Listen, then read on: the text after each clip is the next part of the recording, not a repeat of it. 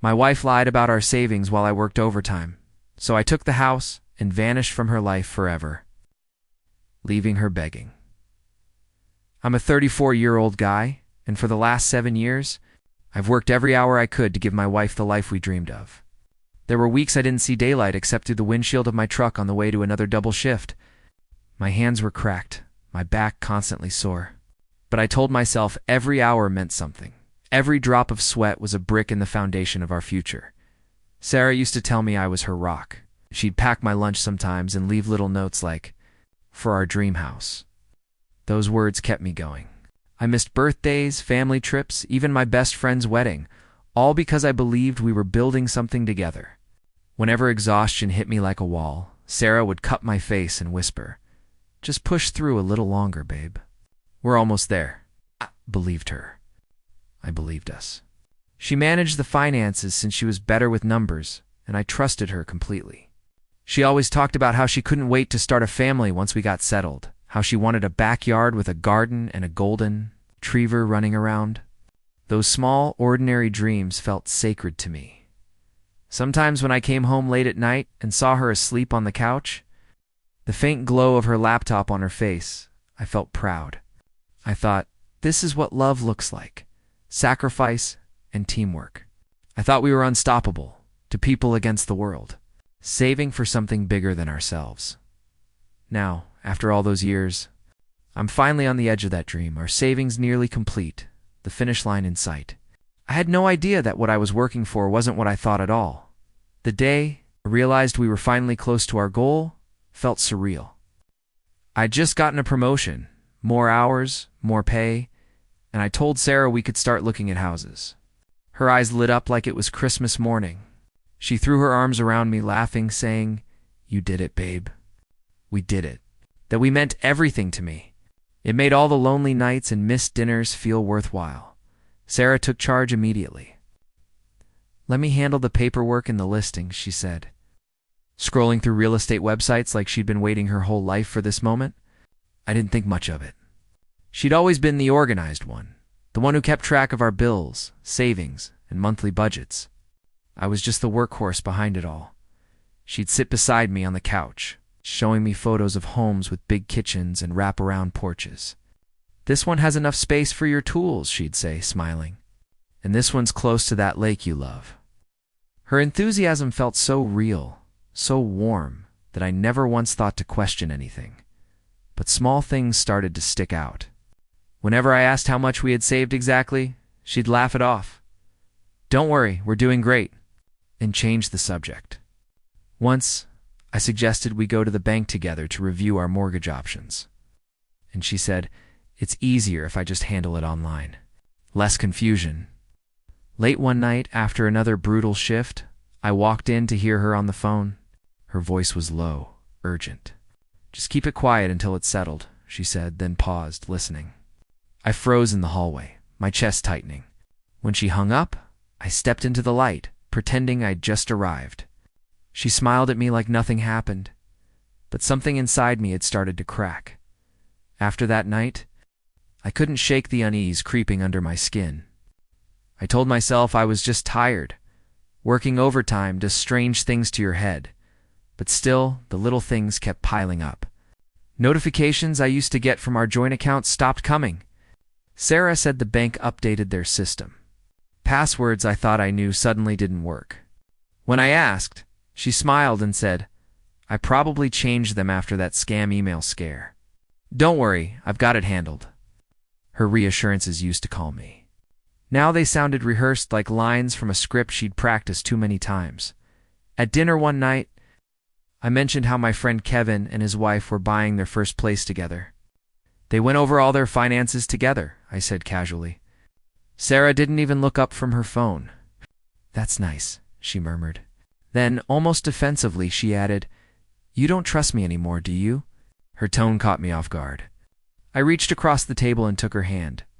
"Of course I do," I said quietly. And in that moment, I wanted to believe it. I wanted to believe that the woman who used to fall asleep waiting for me was still the same person sitting across from me, but deep down, something was changing. A few days later at work, Kevin joked, Man, never let your wife handle all the money. My buddy got burned that way. I laughed it off, but the words stuck. They echoed in my head during my drive home, during every quiet moment. That night, while Sarah slept, I lay awake staring at the ceiling, feeling a dull ache in my gut. By morning, I'd made up my mind I needed to know the truth, even if it destroyed me. The next morning, I waited until Sarah left for her yoga class before sitting down at the desk where she kept her laptop. My palms were sweating as I powered it on. I knew her passwords, or at least, I thought I did. After a few failed tries, I hit the right combination and the screen came to life. My heart hammered in my chest as I opened the banking tab. Bookmarked on her browser, the numbers on the screen didn't make sense. Our joint savings, the account we'd been building for nearly a decade, should have been close to $150,000. Instead, it showed $12,364. I blinked hard, thinking maybe I'd clicked the wrong account, but no. Every transaction was there in black and white luxury stores, boutique hotels, random wire transfers. My throat went dry. Scrolling through the list felt like watching my entire life dissolve. Spa treatments, designer brands, weekend getaways I never knew about. And then, a name I didn't recognize. M. Carter. Thousands transferred to that account every few weeks. My chest tightened as I whispered the name aloud, tasting betrayal on my tongue. The room felt smaller by the second. The hum of the refrigerator in the next room sounded deafening. My pulse roared in my ears as I sat frozen, staring at the proof that everything I'd worked for, everything I trusted, was slipping away. Just then, I heard the front door open. Sarah's voice echoed down the hallway, cheerful and light. "Hey, babe. They canceled class early." I slammed the laptop shut, forcing myself to breathe. She walked into the room, still glowing from her workout, completely unaware of the storm she'd just walked into. "Everything okay?" she asked, tilting her head. I forced a smile and said, "Yeah, everything's fine." But inside, I knew nothing would ever be fine again. That night, I barely slept. Every time I closed my eyes, I saw the numbers again, the withdrawals, the transfers, that name Mem Carter. My mind raced through every possible explanation, but no story made sense. I wanted to scream at her, to demand answers, but something in me hesitated. If she could lie this easily, she could twist anything I said.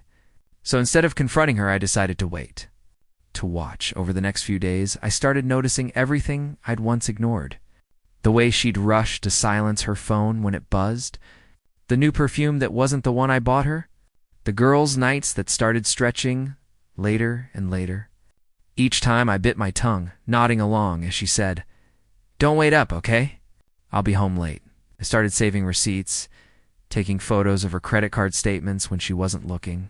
A picture began to form, and it wasn't pretty. I found hotel charges under her name on weekends. She claimed to visit her sister. Expensive dinners for two. Gifts from high-end stores that never made it home. I finally told my best friend Matt, over a beer after work. He leaned back, frowning. "Man, if you don't have proof, she'll gaslight you into thinking you're crazy.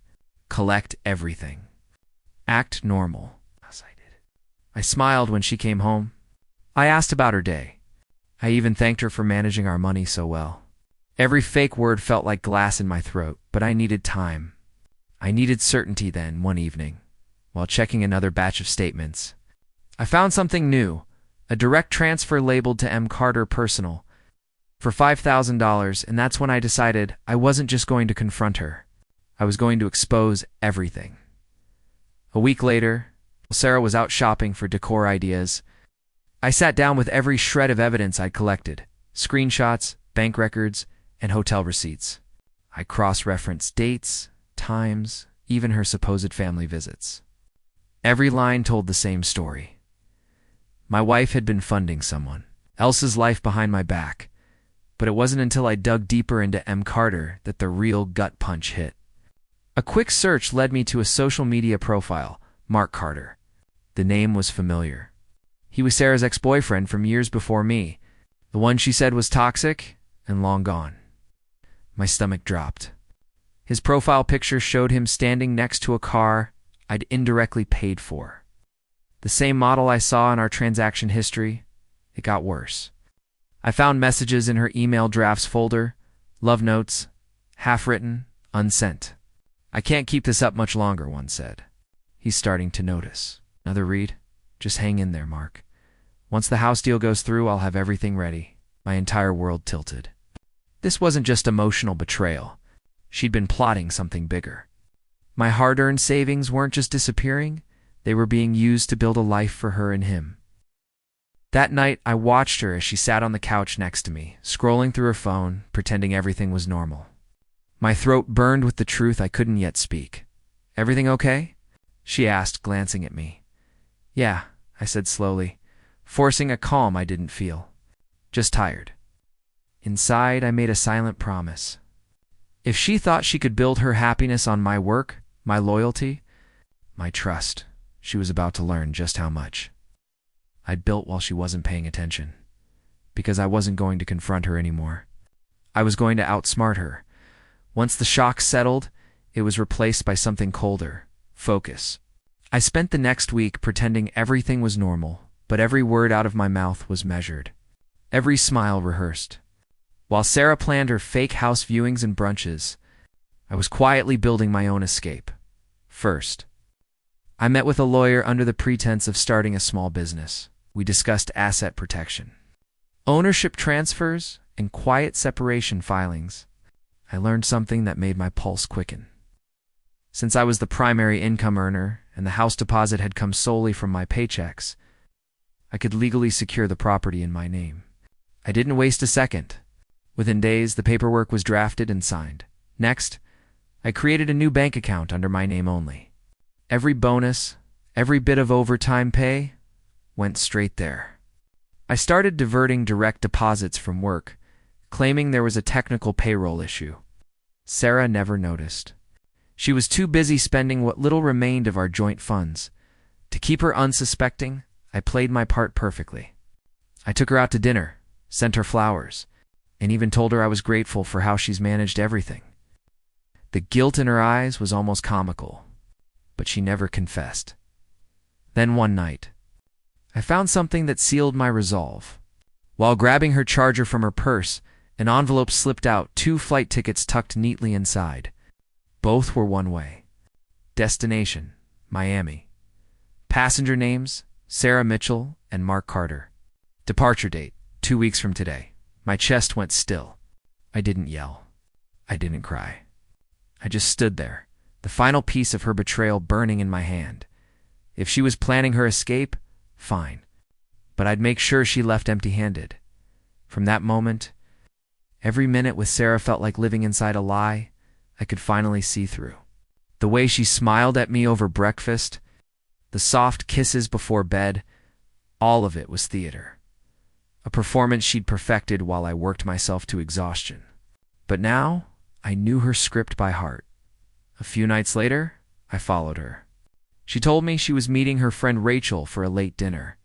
I waited 15 minutes, then got in my truck and drove after her, staying far enough not to be noticed. My heart was hammering so hard I could barely keep my hands steady on the wheel. She pulled into a downtown restaurant, one I could never afford on my overtime wages. And then I saw him. Mark, they hugged like lovers who hadn't seen each other in years. It's a kind of embrace that only comes from guilt and comfort twisted together. He kissed her cheek, then her lips. I remember gripping the steering wheel until my knuckles went white. My wife, the woman who told me she loved me more than anything, had been living 2 lives while using my hard work to fund their fantasy. I sat there for over an hour, watching them laugh, watching the lie unfold in real time. Every joke, every shared glance, every piece of fake affection burned itself into my memory. When Sarah finally walked out, her hand in his, I didn't follow her home. I just drove aimlessly until the night swallowed me whole. That was the lowest point of my life, my rock bottom. The moment I realized the version of love I'd been clinging to didn't exist, but as the sun started to rise, something inside me shifted. I wasn't going to beg or break. I was going to disappear and take everything with me. Once the grief burned out, only clarity remained. I stopped seeing Sarah as my wife and started seeing her as a problem that needed to be solved meticulously. Quietly, without emotion. I knew I couldn't confront her. She'd spin it, cry, manipulate. No, this would require precision. I spent the next few days finalizing everything. My lawyer and I completed the title transfer, putting the house fully in my name. Since Sarah had never contributed a cent to the down payment, the process went smoothly. Next, I moved the remaining funds from our joint account, what little was left, into my personal business account. I left behind exactly $500, enough to make it look like a glitch, not a theft. I changed all the online passwords, mortgage, utilities, streaming accounts, everything. Quietly, without drawing attention. She wouldn't notice until it was too late. Then, I began packing one room at a time, only what mattered. My tools, personal files, clothes, and memories untouched by her lies. I even hired movers under my company's name so she'd never suspect a thing. At work, I requested a temporary relocation, a branch transfer 3 hours away. My boss didn't ask questions. I'd earned his trust long ago. All the while, Sarah kept up her performance. She kissed me goodbye in the mornings, texted me heart emojis, and talked about our future home, smiled, listened, nodded. She had no idea she was standing in a house that would soon no longer be hers. The timing was perfect. In 1 week, she'd be visiting her sister, the same weekend as her Miami flight with Mark. I wouldn't stop her. I'd simply vanish before she ever got the chance to leave. And when she came back, she'd find nothing left, not even her name on the deed. The morning of her departure, I acted like nothing had changed. I kissed her goodbye, chatted about the weather, even helped her pack a small overnight bag. She smiled at me, oblivious, clutching her purse and humming. I watched her drive away, the tires crunching against the driveway gravel. And I felt a thrill I didn't think I was capable of. This was it, the moment my freedom began. Within the hour, the movers arrived. Quietly, efficiently, they packed everything I wanted. My tools, my personal belongings, financial files, keepsakes. I left behind only what legally belonged to her. The house felt strangely hollow as the last box was loaded into the truck. The sun streamed through the windows, painting the hardwood floors golden, as if blessing the finality of it all. I took one last walk through the rooms, breathing in the scent of the home I'd built with my blood, sweat, and tears. It had been her stage 4 lies, but now it was mine alone, free from deception. I double-checked the locks, turned off every light, and walked to my truck. By the time she returned, the house was empty, the driveway bare. No note, no warning. Only a sold sign planted neatly in the front yard. The lockbox on the door empty, her reaction would come later. Panic, confusion, fury. But in that moment, I felt nothing but peace. The city skyline blurred past my windshield as I drove to a new life, a new apartment, a new city 3 hours away. The quiet hum of the engine was a lullaby of liberation for the first time in years. I didn't have to worry about deceit, theft, or betrayal. Every step I took was toward a future I could fully control. And every mile between me and her was a mile away from the lies that had consumed me. As night fell, I parked outside my new apartment, watching the city lights flicker like distant stars. I allowed myself a single, deep breath, knowing the storm I left behind would rage without me and I'd finally be free. Days passed, and the silence was deafening. No calls, no texts at first, just the hum of a city that didn't know my story. Then the messages started. Emails, social media pings, voicemails, all from Sarah. The tone shifted rapidly from disbelief to desperation. Please. Let's talk. I can explain. I didn't mean for it to go this far, she begged. She pleaded. She cried through texts that I never opened. Every message I ignored added fuel to her panic, and I could almost hear the realization hitting her that I had taken control of my life while she had been lost in her lies. Through friends, I learned that Mark had dumped her the moment the funds stopped. She was left scrambling, humiliated, broke, and alone. I couldn't help but feel a quiet vindication as the story unfolded. All her manipulations, all her deceit, the consequences were finally catching up with her. One morning, I opened my email and found a particularly long message from her. She recounted the life she thought she could have, full of threats, accusations, and guilt-tripping. She wanted me to feel pain, to suffer like she had. But reading it, I realized something. I didn't. The rage that had burned so hot when I first discovered her betrayal had cooled into something far stronger. Peace. I deleted the email without hesitation. The act felt heavier than anything I had done in months, and yet lighter than I ever thought possible. I wasn't reacting. I wasn't chasing revenge. I was simply moving on my own terms. For the first time in years, I slept without dread, without worry, without the weight of someone else's lies on my shoulders. Sarah's begging and Ark's abandonment were not my concern anymore. I had my life back, my dignity intact, and a future I could actually trust. A year later, I barely recognized the life I've built. I moved into a small but comfortable apartment, paid entirely with the savings I secured. No hidden surprises, no lies, no manipulation, just quiet, steady independence. I found a new job closer to home, fewer hours, more respect, and enough money to finally breathe without guilt or fear. Sometimes, when I sit on my balcony, watching the city lights flicker, I think about the house I left behind. The place that had been my sanctuary became her stage for betrayal. And now it belongs to me alone, secured, untouchable. Every room, every floorboard, every corner was legally and morally mine. The realization hits me like sunlight. I didn't just leave. I took control. I never contacted Sarah again. I don't need to. Through mutual friends, I've heard she's struggling to rebuild, still scrambling financially, still trying to regain some semblance of the life she lost. I don't feel joy in her misery, but I feel something far more satisfying: closure. The weight she carried for years trying to deceive me is the same weight she now drags alone. And I am free of it. Sometimes I allow myself to reflect on what this betrayal taught me. I learned to trust my instincts, to protect my hard work, and to value my own peace above anyone else's manipulation. Love shouldn't cost you your dignity. Loyalty shouldn't come at the expense of sanity. I pour a glass of wine on Friday nights, the city lights shimmering through the glass, and I smile. Quietly, I sip, thinking about the person I've become. Stronger, wiser, untouchable. She spent years chasing luxury with lies.